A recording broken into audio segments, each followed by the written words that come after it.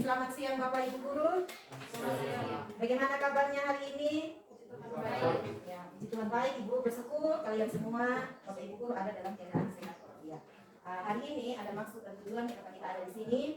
Saya ingin membagi hal baik yang saya dapat di pendidikan guru penggerak. Bapak Ibu tahu selama kurang lebih 2 bulan saya sudah mengikuti pendidikan guru penggerak. Yang diharapkan ilmu yang didapat di pendidikan guru penggerak diimbaskan ke warga sekolah. Warga sekolah itu yang pertama Bapak Ibu guru juga peserta didik kita.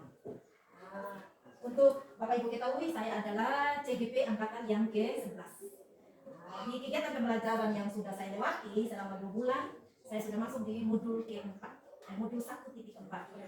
Di modul 1.4 itu berkaitan dengan budaya positif. Budaya positif yang harus kita miliki sebagai seorang guru. Sehingga saat kita melakukan kegiatan pembelajaran itu dapat menyenangkan untuk diri kita, juga menyenangkan anak-anak yang kita tuntut.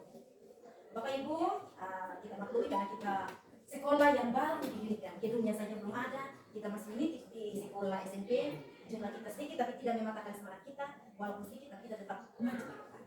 Saya ada siapkan materi sebenarnya, tapi karena kondisi situasinya juga hari ini di Padang, kita belum punya sarana prasarana, jadi ala kadarnya saya berbanyak materi saya ngaji Bapak Ibu. Jadi dengan saya, walaupun kita tapi semangatnya tetap. Bapak Ibu, mari kita lihat materi yang ada di tangan Bapak Ibu. Budaya positif, yang berkaitan dengan budaya positif itu ada beberapa hal. Yang pertama itu perubahan paradigma positif. Yang kedua, disiplin positif. Yang ketiga, nilai-nilai kebajikan. Yang keempat, kebutuhan dasar manusia. Yang kelima, motivasi perilaku manusia. Yang keenam, posisi kontrol guru. Yang ketujuh, keyakinan kelas. Dan yang keempat, segitiga institusi. Nah, ini kita belajar bagaimana kita menerapkan budaya positif di sekolah, sehingga saat kita melakukan kegiatan pembelajaran, kita tidak merasa susah menghadapi anak-anak. Mungkin selama ini Bapak Ibu sudah lakukan. Mari kita lihat yang pertama, pembelajaran dengan paradigma. Sekarang kita kenal kurikulum yang kita pakai adalah kurikulum. Jadi sudah ada perubahan kurikulum dari kurikulum yang pertama KTSP yang 2006, berubah lagi di kurikulum 2013, dan terakhir sekarang kita menjalani kurikulum. Kurikulum berubah terus, otomatis kegiatan pembelajaran juga mengalami perubahan. Pembelajaran dengan paradigma. Nanti Bapak Ibu pernah dengar istilah kegiatan pembelajaran yang berpihak pada murid dan kegiatan pembelajaran yang berpihak pada guru. Ada dua. Ini seperti kita pahami nanti bagaimana kita aplikasikan di dalam kegiatan kita mengajar sekolah. Jadi apa sih yang baru? Jadi yang pertama itu ada paradigma belajarnya kita harus berpusat pada murid. Belajarnya kita yang kedua harus berpusat pada guru. Yang saya mau ingin tahu dari Bapak Ibu, selama ini Bapak Ibu saat melakukan kegiatan pembelajaran kira-kira berpusatnya kepada siapa? Apakah berpusat pada guru atau berpusat pada siswa? Silakan Bapak Ibu bayangkan yang Bapak Ibu sudah masuk hari-hari di kelas, kira-kira saat Bapak Ibu mengajar bentuk pembelajaran seperti apa? Yang berpusat pada siswa atau kita berpusat pada? Bayangkan saat Bapak Ibu mengajar, kira-kira bentuk pembelajarannya. Silakan Ibu.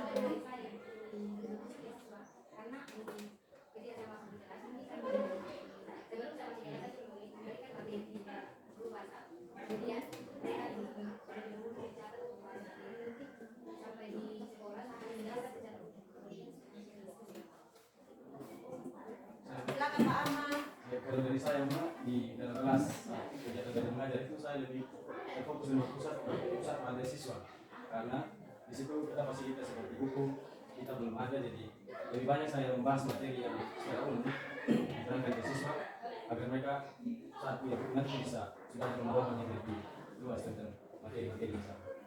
Terima kasih Bapak Ibu yang sudah menanggapi. Jadi situasi kita memang seperti ini. Kita baru melangkah istilahnya baru seret di kaki karena kita kurang lebih baru 2 bulan kita melakukan kegiatan KBM semua belum ada. Secara tidak sadar Bapak Ibu saat melakukan kegiatan pembelajaran ada yang sudah berpusat pada siswa, ada yang berpusat pada. Namun di kurikulum Merdeka pembelajaran yang diarahkan yang diwajibkan diharapkan kita sebagai Bapak Ibu guru saat kita masuk di kelas itu pembelajarannya harus berpihak kepada. Contoh kegiatan pembelajaran yang berpihak pada siswa. Kita harus melakukan pembelajaran, ada istilahnya pembelajaran berdiferensiasi. Pembelajaran berdiferensiasi, contohnya Bapak Ibu tidak sadar saat Bapak Ibu mengajar, suruh anak-anak buat kelompok diskusi. Itu pembelajaran sudah berpusat pada siswa. Secara tidak sadar saat Bapak Ibu mengajar, Bapak Ibu contohnya kalau di pelajaran bahasa Indonesia menulis sebuah teks prosedur. Kalau kita tahu teks prosedur kan teks yang isinya menyusun langkah-langkah. Kita kasih kebebasan penjelasan kepada anak, menulis teks prosedur sesuai apa yang dia tahu. Bukan kita yang tentukan tema, atau bukan kita yang tentukan tema, tapi dia memilih yang dia suka. Itu artinya berpihak kepada dia. Jadi pelajarannya untuk Kurikulum Merdeka, seluruh kegiatan yang kita lakukan di kelas minimal fokus kita harus berpihak kepada siswa, tidak berpihak kepada guru. Orang berpihak kepada guru itu contohnya Bapak Ibu, kita masuk kita ceramah dari awal sampai akhir. Terus kita datang kita paksa ini anak ini harus ikut kita punya mau. Contohnya anak dia tidak suka matematika atau dia tidak suka bahasa Inggris, tapi kita paksa kau harus bisa bahasa Inggris, kau harus bisa matematika. Itu pembelajaran yang berpihak pada guru, ikut mau Bapak Ibu. Kalau zamannya kita dulu kan begitu, tapi zaman sekarang mereka pembelajaran harus. Walaupun kita bangga, tapi ini ilmu yang Bapak Ibu bisa pegang untuk diterapkan. Berikut Bapak Ibu, disiplin positif. Kira-kira di layanan Bapak Ibu, disiplin positif itu seperti apa? Berkelakuan baik. Mari kita lihat sama-sama. Disiplin positif. Mari kita lihat materi yang saya bagi, Bapak Ibu. Disiplin berasal dari kata disiplina yang artinya belajar. Disiplin mengacu pada nilai. Disiplin mengacu pada disiplin diri yang memiliki tanggung jawab terhadap apa yang dilakukan berdasarkan nilai-nilainya. Disiplin positif merupakan salah satu cara penerapan disiplin yang bertujuan untuk menumbuhkan kesadaran serta memberdayakan peserta didik tanpa imbalan penghargaan, ancaman atau kita mengharapkan anak-anak kita disiplin dalam hal yang positif, contohnya datang sekolah tepat waktu, mengerjakan tugas tepat waktu, tetapi bukan karena ingin mendapat hadiah, bukan karena mendapat penghargaan, bukan karena takut ancaman, tetapi karena keinginan dari diri sendiri. Itu berkaitan dengan disiplin. Kita sebagai pendidik harus menciptakan peserta didik yang memiliki disiplin sehingga mereka berperilaku mengacu kepada nilai-nilai kebajikan universal dan memiliki motivasi intrinsik dalam perubahan perilaku ke arah ini. Keinginan anak-anak itu ada keinginan dari diri sendiri dan perilaku yang berubah karena kita Bapak Ibu guru yang menuntut. Contohnya, kalau sampah saat kita masuk kelas sampah berhamburan di kelas, anak-anak ada di kelas mereka tidak bersihkan. Terus saat kita masuk mereka bilang anak-anak bersihkan kelas, anak-anak mengambil itu sampah. Berarti itu disiplin bukan karena dari diri anak tetapi dari luar. Bukan muncul dari unsur intrinsiknya anak tetapi ekstrinsik. Ekstrinsik itu artinya ada orang lain yang suruh mereka untuk melakukan.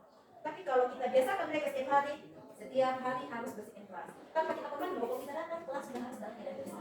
Itu muncul unsur intrinsik, keinginan dari diri untuk selalu membersihkan kelas tanpa kita teriak, tanpa kita komando, tanpa kita kelas teriak. Jadi itu apa nanti suatu saat 3 tahun yang akan datang, 5 tahun yang akan datang, anak-anak yang kita tuntun, yang kita bimbing selama ini muncul kesadaran dari diri sendiri bukan karena paksaan, bukan karena mau membersihkan kelas dan kepingin kelasnya mendapat biasa, bukan kepingin membersihkan kelas karena kepingin dapat hadiah yang lucu.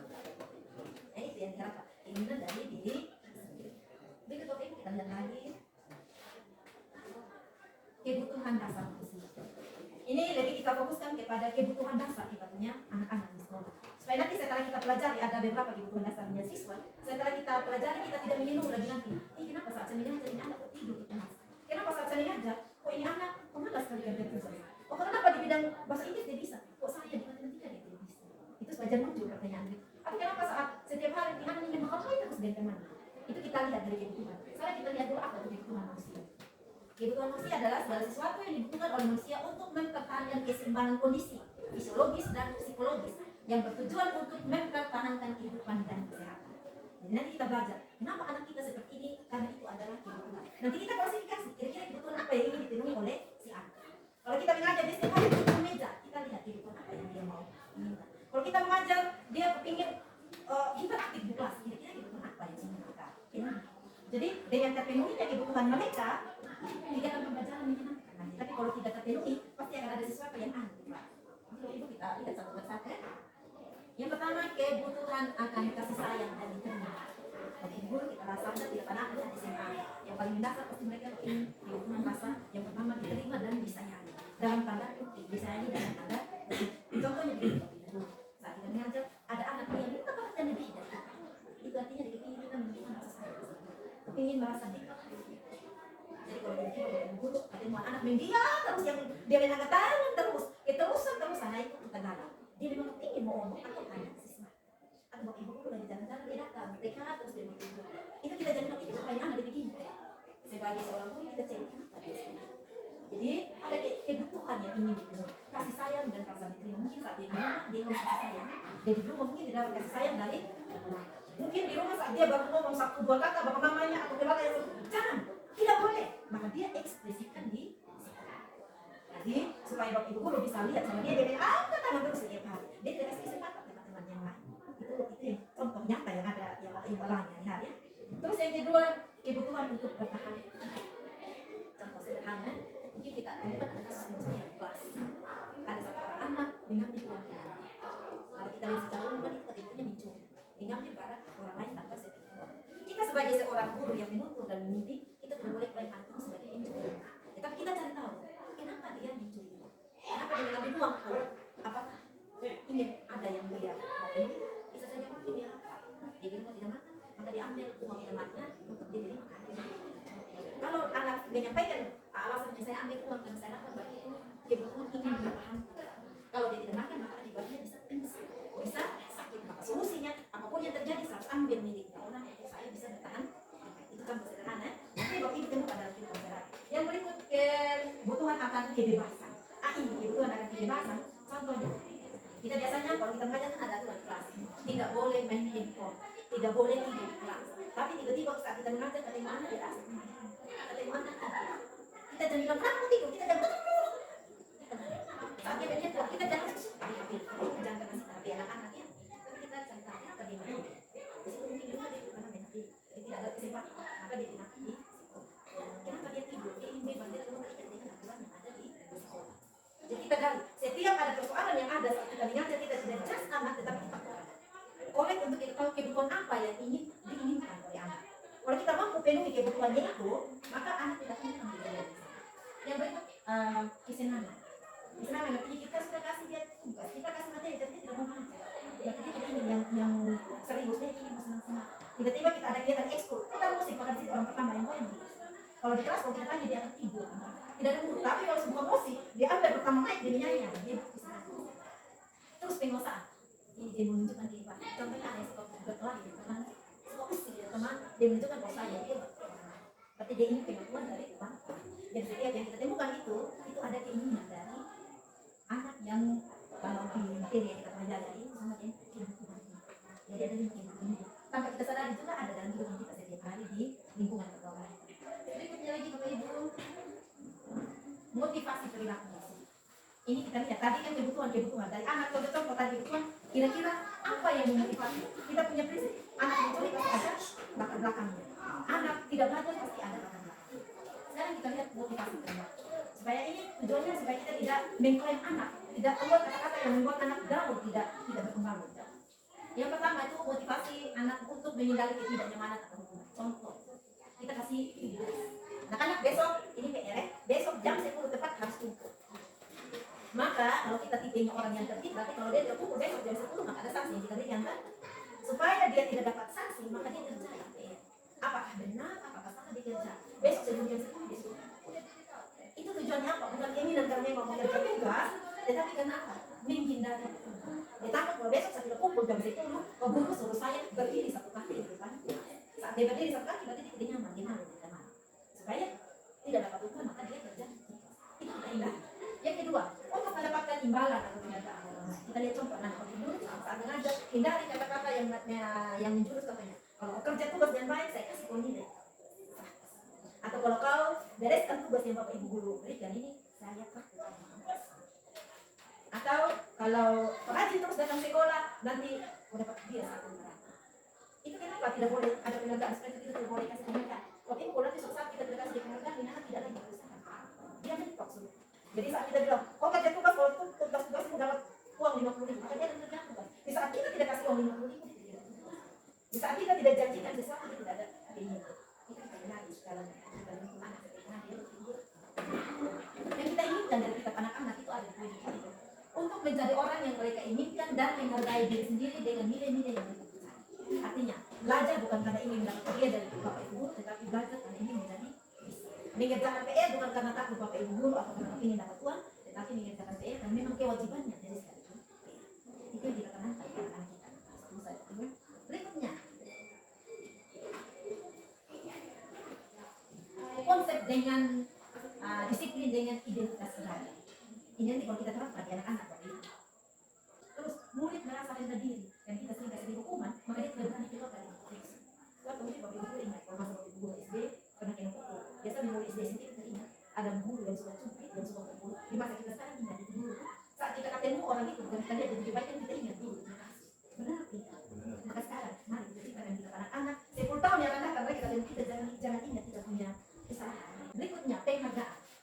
dengan kita biasanya kalau kita kasih mereka hadiah supaya mereka sukses, nah pada itu kita secara tidak sadar menciptakan kegagalan. Kenapa kita tidak boleh memberikan kegagalan? Yang pertama, tidak efektif. Kenapa tidak efektif? Kalau dia dapat hadiah, maka dia tidak mau berusaha. Yang kedua, merusak hubungan. Contohnya hari ini kita kasih hadiah, dia berusaha. Besok saat kita tugaskan, kita kasih hadiah, dia tidak peduli dengan kita. Hubungan kita dengan siswa menjadi tidak. Terus mematikan kreativitas. Dia tidak beride lagi. Dia kan bilang saya mau ikut mau guru supaya saya dapat hadiah. Jadi ide yang ada, dia punya potensi, dia tak sembunyikan, dia ikut maunya. Terus menghukum dengan sistem ranking. Bagi guru, kurikulum merdeka kita tidak kenal ranking. Anak yang punya potensi di bidangnya dia yang menjadi juara. Kalau di bidangnya kita belajar di ketika dia tidak tahu kalau dia di bola voli dia smash orang hebat. Ini kurikulum merdeka tidak. Jadi kita jangan kalau kita dengar dari guru A bilang dia bisa di pelajaran saya, kita tidak boleh tanya sama. Kita lihat potensi dia apa. Dia bikin mobil kita, dia bikin mobilnya mungkin mobilnya. Maka saat dia mampu keluarkan dari mobil itu dia mampu. Jadi usahakan di dalam saat dia kegiatan KTM hindari bukan dia dapat ini 10 tepuk tangan untuk dia makanya dapat ini dulu dia gitu ya. Jadi mau dapat beli berapapun tepuk tangan apresiasi hal-hal baik ini disiplin positif tadi hal-hal positif yang kita tanamkan di kita punya anak-anak. Sekarang dengan identitas sukses ini kita lakukan setiap hari secara tidak sadar ini hanya mungkin kita karena saya kegiatan ini mau saya bisa melakukan konsekuensi. Jadi untuk kita menciptakan anak yang sukses, maka setiap dia melakukan sebuah tindakan harus ada konsekuensi. Contoh, Bapak Guru kasih dia soal, kerjakan soal ini dalam waktu 10 menit.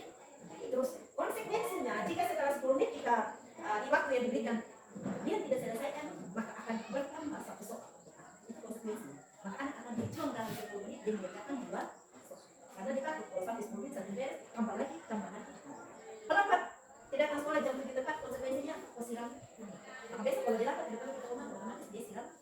Dia tahu dia melanggar aturan ini, maka ada hal yang harus dia lakukan. Itu identitas sukses. Kita melatih anak untuk berani bertanggung jawab terhadap kesalahan yang dia lakukan. Yang perlu monitoring berkelanjutan. Jadi kalau si anak ini kita bimbing gagal, kita tetapkan monitoring ini secara terus. Berikutnya Bapak Ibu Guru ada di situ untuk menentukan kita sebagai guru yang sukses dan siswa yang sukses. Ada yang namanya restitusi, penyelesaian. Anak lambat kita tidak marah kenapa dia lambat, tapi kita gali kenapa dia lambat. Kita bimbing dia bagaimana solusi yang harus dia ambil supaya dia tidak lambat. Bukan kita yang kasih solusi Bapak Ibu, tapi dia yang mencari solusi. Anak tidak tahu baca, bukan kita yang marah dia harus lambat, tapi kita bimbing bagaimana cara dia mencari solusi supaya dia bisa kita. Yang berikutnya Bapak Ibu, bagaimana cara kita menerapkan restitusi? Kita lihat dulu apa itu. Proses menciptakan kondisi bagi murid untuk memperbaiki kesalahan mereka sehingga mereka bisa kembali pada kelompok mereka dengan karakter. Yang kalau bilang, Bapak Ibu saya terlambat atau teman-teman saya terlambat, respon jawaban yang paling bagus, tidak apa-apa. Apa terlambat itu hal yang maksimal. Kita belum lambat juga. Kita hanya senang-senang saja belum juga kita jam itu kata-kata ya bagus kita sampaikan. Kalau orang sudah tadi saat dia sudah galau sudah tidak nyaman, kita ngomong dengan kata tidak baik tapi tetap tidak nyaman. Tapi kalau tidak apa-apa kami juga baru sampai baru duduk. Tadi rasa tidak nyamannya 69 timbul hubungan baik. Tidak ada jarak lain. Timbul kenyamanan kita di dalam lingkungan orang lain. Itu hal nanti kita terapkan di anak. Kalau kita terapkan kita langsung. Kenapa tidak apa? Apa yang mau kerja? Caranya. Karena nanti dia mau dia langsung. Anak yang tadi di sekolah pas kita. Kenapa dia langsung? Itu dari kalau kita keluar. Tapi ini tidak menyelesaikan. Terus ciri-ciri restitusi Bapak Ibu. Bukan untuk menebus kesalahan, namun untuk belajar dari kesalahan. Bisa buat salah, kita sendiri yang terbaik bukan untuk menebus kesalahan, tapi dia ingat supaya dia tidak lagi melakukan kesalahan yang sama. Memperbaiki hubungan, contohnya tadi sudah ada rasa tidak nyaman, tapi saat kita mampu menerima dia bergaul dengan kita nyaman. Terus restitusi itu tawaran, bukan paksaan. Tawaran artinya kita lempar ke dia yang memilih sendiri. Restitusi menuntut untuk melihat ke dalam diri. Artinya saat dia ingin menyelesaikan masalah yang dialami, bukan atas paksaan kita, tapi muncul dari dirinya. Restitusi fokus pada karakter, bukan pada tindakan. Kalau Bapak Ibu yang kita lakukan dan kita pada anak 5 tahun yang akan datang, mereka mempunyai karakter yang baik. Kurikulum merdeka, pendidikannya adalah. Jadi saat kita lihat di depan mereka langsung sama Pak Guru, Ibu Guru, selamat pagi, atau saat kita mau permisi, karakternya bagus. Tapi kalau saat kita berdiri, mereka lewat saja berarti kita tahu. Walaupun dia dapat nilai 100 tapi karakternya tidak bagus, maka dia gampang kita juga. Berikutnya kita masuk lagi. Ini ada contoh. Bapak Guru Contoh siswa sering tidak mengerjakan PR ini tadi sih tidak saya bilang. Kalau kita kasih dia dengan gaya yang pertama hukuman, ini kan ada 3 cara: hukuman, konsekuensi, dan restitusi. Kalau kita kasih dia hukuman, guru menghukum siswa tersebut bahwa penjara selama 10 menit. Ini contohnya, dia sudah tidak kerja tugas, sudah bilang, kalau kamu tidak kerja tugas, berdiri, satu kaki dibawa ke penjara. Dan kalau kamu tidak kerja tugas, kerjakan lagi soalnya besok atau sebentar dengan berdiri, keras, hukum. Terus kita marah dan hasil yang kita dapat murid takut sama kita marah. Dan bagi guru, hindari jangan terlalu marah atau jangan marah, tapi cari solusi dari persoalan yang ada. Kalau kita keseringan marah, berarti anak-anak kita ini butuh mampu. Ada kalanya dia anak ini anak dia dan sengaja itu kita tidak dinamakan unsur kesengajaan. Jadi kalau saat kita marah, dia lihat kita. Sedangkan kita diam lagi, dia kan kuat lagi, dia tapi ingat kita marah. Ini yang kita ada di dia, cari solusi yang ada. Terus kalau kita menerapkan konsekuensi dari siswa yang tidak mengerjakan PR, guru memberikan konsekuensi untuk mengerjakan PR-nya saat istirahat atau dikerjakan sebanyak 3 kali. Terus guru tegas dan siswa menghormati peraturan. Contoh tadi saya bilang, kita kasih DPR, besok jam 10 tepat harus mengumpul. Kalau tidak kumpul jam 10 maka tugas semua akan dilakukan. Dan dia akan dilakukan karena ada konsekuensi yang dilakukan. Tapi yang diharapkan dari kita sebagai bapak ibu guru, kita menanamkan restitusi. Yang pertama, kita tadi siswa tidak kerja PR, kita menanyakan keyakinan kelas. Keyakinan kelas sebenarnya tadi peraturan yang kita buat di dalam kelas. Sebenarnya kita akan lebih dan bagaimana sih, seperti apa sih keyakinan kelas? Guru terbuka dan siswa menghormati dirinya. Berikutnya kita belajar tentang 5 posisi kontrol dalam menerapkan restitusi. Kita sebagai bapak ibu guru di depan kita punya anak-anak, kira-kira kita sebagai apa? Apakah kita sebagai penghukum? Apakah kita sebagai pemberi rasa bersalah kepada anak-anak kita? Apakah kita sebagai pemantau? Apakah kita sebagai teman? Apakah kita sebagai manajer? Ini yang bapak ibu renungkan. Saat saya mengajar saya 2 bulan lebih ini, bapak ibu coba bayangkan saat saya bertemu dengan anak-anak, kira-kira posisi saya sebagai seorang guru ini, apakah saya guru sebagai pemberi rumah? Apakah guru yang suka membuat rasa bersalah anak? Apakah guru yang menempatkan diri sebagai teman bagi anak? Apakah saya bertindak sebagai pemantau atau saya bertindak sebagai mari kita lihat satu persatu. Kalau kita bertindak sebagai contohnya tadi anak yang tidak kerja PR, kita suruh berdiri di bawah dia. Maka kita posisi kita sebagai guru sebagai anak tidak datang sekolah, kita marah, kasih sanksi sama dia. Maka tugasnya kita adalah sebagai terus kalau sebagai pemantau, yang seperti apa sih posisi saya sebagai pemantau? Kamu sudah melanggar, itu kan contoh jawab ibu. Kamu sudah melanggar, kamu sudah melanggar apa peraturan dan apa konsekuensinya? Contohnya kan kita sudah buat kesepakatan dengan anak-anak. Kalau tidak kerja tugas, resikonya ini. Maka kita tanya, kalau kita ajukan pertanyaan, kenapa kau tidak kerja tugas? Karena jawab bla bla bla bla. Karena kau tidak kerja tugas, maka apa konsekuensinya? Kita tanya anak. Kalau saya tidak kerja tugas, maka tugas yang saya kerjakan akan datang ke silakan. Maka kita menempatkan diri sebagai pemantau. Kalau sebagai teman, ayolah cepat sudah kan ini kerja semua tugas yang saya kasih kamu kerjaan ini tidak bisa. Artinya kita menempatkan diri sebagai teman bagi terus membuat rasa bersalah. Contohnya begini, berapa kali guru harus memberitahu kamu, ibu kecewa sama kamu, atau saya kecewa dengan tingkah laku. Itu kita menimbulkan perasaan bersalah kepada terus sebagai manajer. Kita gali, kenapa kau tidak mengerjakan PR? Apa kendala yang setelah diceritakan panjang lebar kendalanya, kira-kira bagaimana cara kita memperbaiki kesalahan supaya bisa lebih baik. Maka anak akan kasih alternatif 1, 2, 3, 4. Kita dari 4 alternatif yang diberikan, kita pilih 1 yang terbaik. Karena dari dia sendiri, kita hanya membimbing. Dia pilih, dia lakukan sendiri. Bapak ibu guru kita sebagai guru, jangan sebagai penghukum. Karena kita diingat sepanjang masa. Jangan sebagai pemantau. Karena kalau kita tidak patuh, kita anak-anak tidak akan mengerjakan sesuatu. Jangan kita sebagai teman. Karena kalau kita salah langkah, maka salah kita menempatkan diri di hadapan anak-anak. Jangan kita sebagai pembuat perasaan bersalah. Anak kreativitasnya kendor, tidak ada niat untuk eksplorasi kemampuan. Tapi marilah kita sebagai manajer, membimbing, mengarahkan, menuntut. Dia membuat kesalahan, terus kita gali kenapa dia membuat kesalahan, kita lempar kepada dia bagaimana cara dia menyelesaikan masalahnya, dan kita membimbing. Jadi setiap dia melakukan kesalahan, kita harapkan dia untuk menyelesaikannya sendiri. Bukan kita yang menyelesaikan, tapi penyelesaian yang muncul dari diri sendiri. Kalau kita biasakan seperti itu, maka setiap dia mengalami persoalan di luar, dia akan mampu menyelesaikan. Keyakinan kelas ini yang perlu kita terapkan supaya jangan ada pertanyaan, ini anak kalau saya kasih tugas dia tenaga dia tugas. Kalau saya mengajar dia paling banyak buat kehebohan di kelas. Kesepakatan kelas. Keyakinan kelas atau kesepakatan kelas. Kenapa ada keyakinan atau kesepakatan kelas? Yang pertama, mengapa kita memiliki peraturan tentang penggunaan header? Itu contoh sederhana. Saya kasih sederhana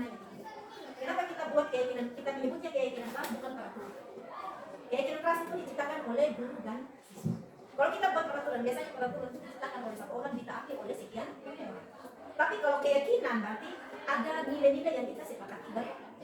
Apa kesepakatan? Hasil dari kita berembuk. Setelah kita berembuk, mari kita lakukan bersama. Kalau kita tidak melakukan, maka ada sanksi yang kita terima.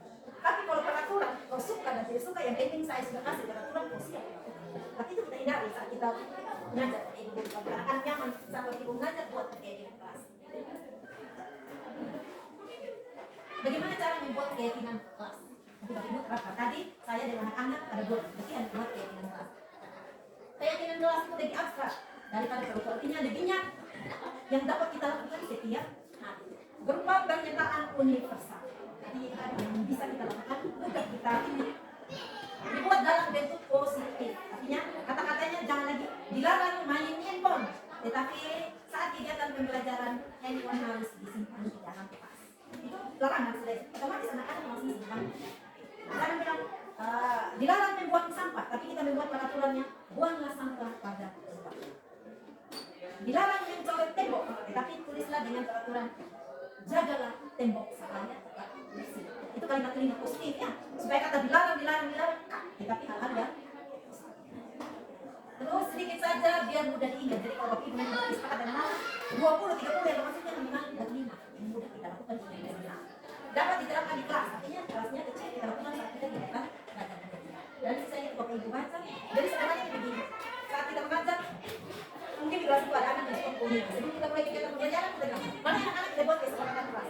Kesepakatan yang pertama, apa anak-anak pasti mereka bilang apa? Tidak boleh main handphone. 1. Dilarang pukul meja. 2. Tidak boleh tidur di kelas. 3. Tidak keluar masuk saat guru menerangkan.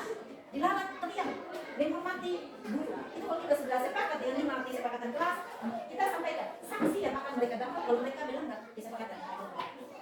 Sanksinya kalau ibu jangan suka mesi. Sanksinya kalau yang suka pukul meja maka setiap saya dikasih bertanya kau jawab dulu. Pasti kan. Terus kalau sanksi yang berikutnya lagi, saat saya mengajar kau suka keluar masuk, maka sanksinya nanti kalian akan mengulang, membuat rangkuman dari materi yang diajar. Itu dia buat keluar masuk. Karena takut nanti akan maju di depan kau ulang. Ini sedang supaya betul-betul jangan masuk ke depan. Coba diterapkan agak. Ini pasti tahu karakter anak di kelas. Jadi kalau ada karakter mudah, ada kelas supaya tadi yang membuat kita tidak nyaman. Kita keluar kelas nyaman, anak-anak yang kita tinggalkan. Kita keluar tidak bersungguh, anak-anak yang kita tinggalkan tidak. Jadi saat besok kita datang dan mengajar anak kita jangan sampai gila. Kita ingat yang kemarin. Karena sampai ini begini. Kalau saya saat mengajar, peristiwa kejadian yang terjadi di kelas, dia cukup di kelas, berhenti di depan kita jangan bawa di luar kelas. Selama setidak bisanya anak-anak bapak ibu, kelemahan, kelebihan dan semuanya saat bapak ibu mengajar cukup bapak ibu yang tahu di belakang. Tidak menjadi konsumsi di luar. Karena kalau sampai di luar akan berkembang dan suatu saat anak dengar anak imajinasi kreativitasnya mungkin itu bisa lagi masuk. Baik kalau yang didengar di luar hal yang baik, tapi kalau hal yang tidak baik yang didengar di rumah sebenarnya kita mengajar. Tapi kalau kasusnya berlanjut dibawa ke senior, ke kepala sekolah atau ke orang yang lebih bijak yang menurut kita untuk membantu kita menyelesaikan masalah. Tujuannya supaya ada rasa kenyamanan anak dengan. Sekarang bagaimana cara kita menyelesaikan masalah yang ada di kelas? Contohnya tadi yang suka pukul meja, yang suka nyontek, yang suka mengguli temannya, maka ada langkah yang kita lakukan dengan menerapkan segitiga restitusi. Segitiga restitusi, bagaimana caranya kita menerapkan segitiga restitusi? Yang pertama kita melakukan menstabilkan identitas. Anak membuat kesalahan kita tidak langsung marah, tetapi kita panggil, kita tenangkan dia dengan cara apa? Kita memposisikan diri kita seolah-olah kita juga melakukan kesalahan yang dengan contoh pertanyaan, dia mungkin akan terlambat. Kita tanya kenapa dia terlambat. Terus kalau dia kasih alasan, kenapa terlambat? Karena yang dahsyat itu hal yang biasa. Atau kalau kita kerja PR, kenapa tidak kerja PR?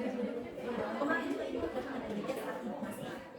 Terus saat kita mendapatkan proses kita sekolah dan anak-anak nanti dia berani keluarkan di sekolah. Tapi kalau kita marah dia dahulu dari tadi dia ingin ngomong. Saat kita sejajar dan kita posisi dengan anak kita sampaikan perasaannya, dia ada rasa nyaman, kita akan mampu arahkan dia menjadi yang lebih.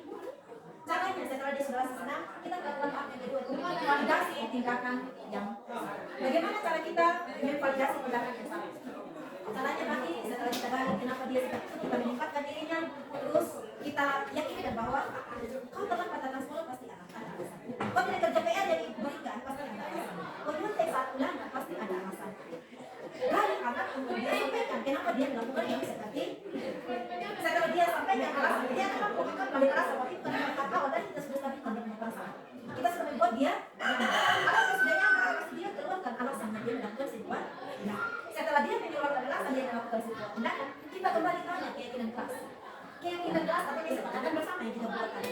Kalau dia sudah nyontek nah pasti sebelumnya kita buat kesepakatan bersama kan dilarang kita tanya masih kesempatan kelas kita masih apa kita boleh nyontek artinya dia ada bos dia sudah terus kita arahkan dia bagaimana caranya supaya dia jangan nyontek lagi di ulangan yang kedua maka dia bilang ibu nanti di ulangan kedua saya jangan nyontek lagi saya jangan bisa beli nyontek terus kita bilang cara bagaimana supaya dia ibu saya akan belajar begitu kita bilang cara belajar bagaimana supaya dia keluarkan solusinya dari masalah dia buat masalah kita antarkan dia untuk berani mengakui kesalahan yang dibuat terus berani dia mengatakan alasan dia membuat kesalahan dan kita bimbing dia supaya dia mencari solusi dari masalah yang dia itu yang harus kita miliki sebagai seorang ibu supaya saat kita melakukan kegiatan pembelajaran perasaan itu hal positif yang saya dapat tapi saat saya mengikuti dengan diri saya jadi hal positif berapa ini saya bagi guru mudah-mudahan hal positif ini dapat Bapak Ibu terapkan di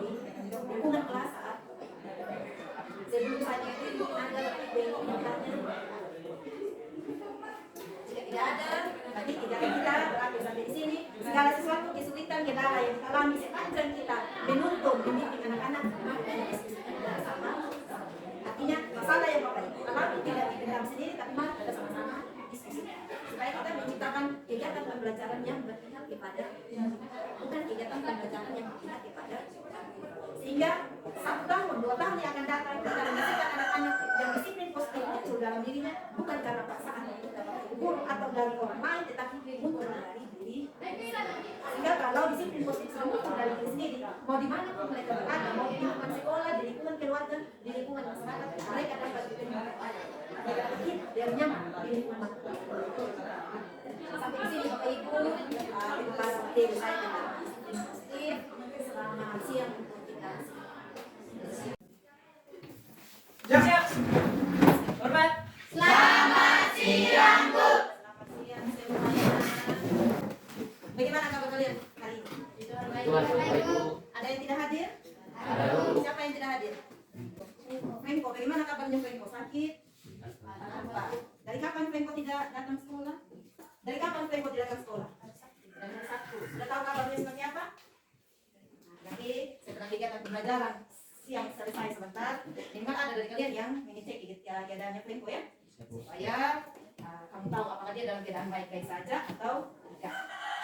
Hari ini kita bukan belajar tentang materi pelajaran, tapi Ibu ingin mengajak kalian untuk membuat kesepakatan kelas bersama atau keyakinan kelas. Yang trennya bahasanya kalian itu dinamakan peraturan kelas atau peraturan sekolah. Kalau peraturan sekolah itu lingkupnya yang umum, tapi Ibu mau membuat di lingkup kelas. Jadi yang kita membuat sekarang adalah keyakinan kelas atau kesepakatan kelas. Bahasa trennya kalian itu adalah peraturan kelas. Kenapa Ibu tidak menggunakan kata peraturan? Kalau peraturan berarti Ibu yang membuat sendiri tanpa ada kebersamaan dari kalian. Tapi kalau dibilang kesepakatan atau keyakinan kelas berarti apa yang kita hasilkan itu hasil dari ide kita bersama. Jadi bisa dipahami ya? Peraturan kelas hanya Ibu yang buat, kalian wajib ikuti. Kesepakatan kelas atau keyakinan kelas sama-sama kita buat dan sama-sama kita lakukan. Bisa dipahami? Bisa. Mari kita sama-sama membuat keyakinan kelas. Sebentar, Ibu mau mengarahkan kalian memainkan ruang kuliah ini, kalian tempat kalian belajar, tempat kalian meluangkan ide, tempat kalian ingin menjadi yang lebih baik. Kepingin kelasnya suasananya seperti apa? Bersih dan lain-lain. Sebentar kamu keluarkan di kertas yang Ibu bagikan ya. Jadi setelah Ibu bagi kertas kepada kalian sebentar, kalian renungkan. Saya begini, kalau saya saat saya belajar dengan teman, belajar dengan Bapak Ibu guru dari pagi sampai siang, suasana kelas saya seperti apa? Yang kalian bayangkan tadi, kalian tuangkan di dalam selembar kertas. Nanti kasih kalian sebuah kertas, hasilnya nanti kalian tempelkan di kertas. Bisa dipahami maksud Ibu? Ada yang mau bertanya sebelum kita lanjut? Ada mungkin yang bingung silakan. Bagaimana yang tulisan? Kalau mengamati kan hari-hari kalian sudah lihat toh. Sekarang dari yang kalian amati pasti ada kalian temukan yang bagus dan tidak bagus dari kelas kalian toh. Terus yang ibu tadi arahkan, bayangkan kelas kalian seperti apa dan kepingin kelasnya seperti apa supaya kalian belajarnya nyaman, belajarnya senang, belajarnya tidak terganggu dengan keadaan kelas. Yang kalian bayangkan keinginan kelas itu yang ditulis di dalam kelas. Kalau amati berarti ibu suruh kalian jalan-jalan, lihat, tapi tidak terlalu diamati karena kamu melihat ada di dalam kelas toh. Sekarang yang kalian lakukan adalah memikirkan, renungkan kelasmu, saya mau kepingin kelas saya seperti apa. Kelas yang indah, indah untuk tempat belajar, indah untuk tempat berimajinasi, indah untuk tempat bergaul dengan teman di dalam kelas. Bisa? Bisa, Bu. Ya, siap ya? Ibu mau bagi kertas untuk Ibu akan bagi kalian ini ya. Sepotong kertas ini nanti tulislah apa yang menjadi bayanganmu, impianmu, harapanmu tentang kelas. Keinginanmu kelasmu seperti apa ditulis di sini. Satu orang satu. Jadi hanya tulis satu ya. Bisa? Bisa, Bu.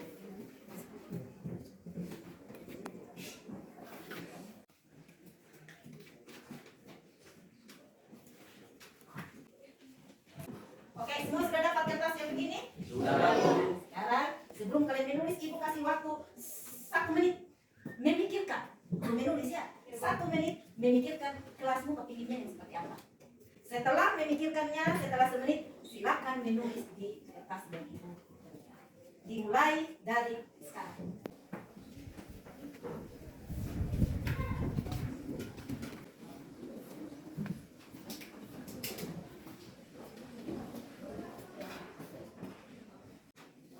Bagaimana? Sudah selesai? Sudah. Sampai belum? Ya, sudah tepuk tangan untuk kita. Tingkatan selanjutnya, nanti kalian akan menempelkan hasil karya kalian walaupun hanya sepotong-sepotong di kertas yang ada di papan. Ibu minta 2 orang laki-laki untuk bantu ibu tempel di kertas.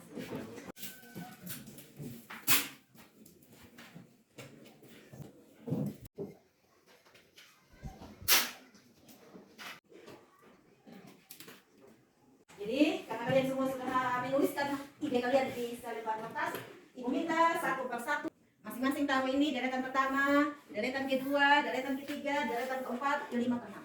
Silakan deretan pertama.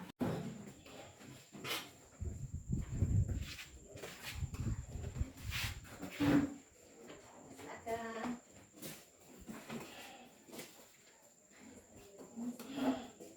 Silakan.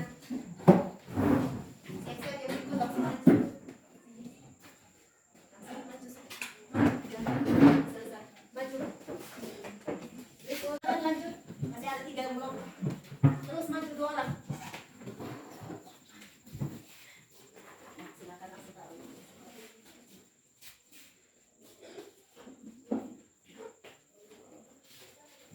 Tepuk tangan untuk kita. Hebat, kalian sudah berhasil membuat kesepakatan atau keyakinan kelas. Mari kita lihat sama-sama keyakinan kelas yang kalian hasilkan. Ibu ambil kertas yang pertama. Ini apa tulisannya? Kelas harus selalu bersih. Nah, ini kesepakatan pertama ibu taruh di sini. Kalian punya keinginan kelasnya harus selalu bersih. Ibu ambil lagi yang kedua. Saya ingin kelas bersih dan rapi. Berarti sama, ibu taruh di sini. Kesepakatan ketiga. Saya ingin semua harus menghargai guru. Ah, ini ada saling menghargai. Ini kesepakatan baru dalam di sini ya. Nanti kita sudah menghasilkan 2 kesepakatan. Jangan main HP di kelas. Ah, kesepakatan ketiga. Kelas harus bersih ya di sini. Tempel lagi ya. Ini kita klasifikasi namanya ya. Kita kelompokkan. Dilarang main HP di kelas. Ya, kelompok yang ketiga. Ya.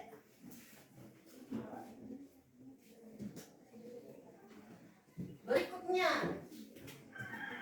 dilarang membuang sampah. Ini kesepakatan baru. Berikutnya, dilarang bermain di kelas. Nah, ini baru.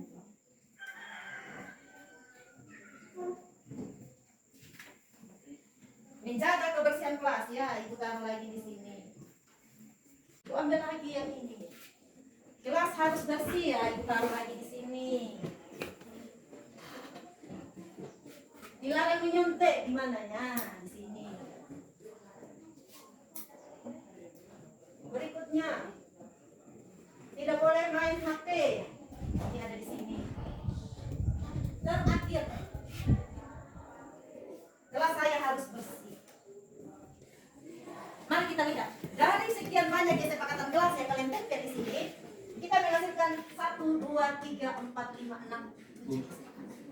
Kesepakatan yang pertama ini yang urutannya paling banyak. Kelas harus bersih. Jadi ingat ini kesepakatan kelas pertama. Kelas harus bersih. Jadi dari pagi sampai siang kalian kembali ke rumah kelas harus bersih. Yang kedua ini menghargai guru dan menghargai. Ini kesepakatan. Jadi kalau ada guru di kelas, kamu harus menghargai guru dan juga menghargai. Nah, ini kesepakatan yang dibuat. Yang ketiga, jangan main HP. Ini ada tiga buah. Jadi kalau ada guru ngajar di kelas, wajib kita tidak boleh main handphone. Yang keempat, dilarang membuang sampah. Berarti setiap sampah yang ada kalian pegang harus buang di tempat sampah. Yang berikut, dilarang bercerita kalau guru mengajar. Jadi kalau bapak ibu guru sementara mengajar di depan menerangkan materi, tidak boleh berbisik-bisik sendiri ke teman. Ini keinginan kalian, Pak. Terus yang berikutnya, dilarang mengambil barang orang lain. Ini tidak boleh ambil barang orang tanpa sepengetahuan pemilik. Jadi kalau mau ambil buku poin, mau ambil buku teman harus minta izin. Dan yang terakhir, tidak boleh nyontek. Ini kalau ulangan ya. Ingat, ini ada kesepakatan. Jadi saat kita kerja tugas, saat kita ulangan, dilarang nyontek. Tepuk tangan dulu kita. Maka kalian sudah berhasil mempunyai 7 kesepakatan kelas. Harap 7 kesepakatan yang kita hasilkan hari ini kalian terapkan sepanjang hari, sepanjang kalian ada di lembaga sekolah. Bisa? Bisa. Sampai di sini dulu kegiatan kita dan sampai bertemu di kegiatan-kegiatan. Sebelum ibu meninggalkan kelas, ibu minta 2 orang lagi yang belum dapat tugas tadi. Mari, ibu buka ini.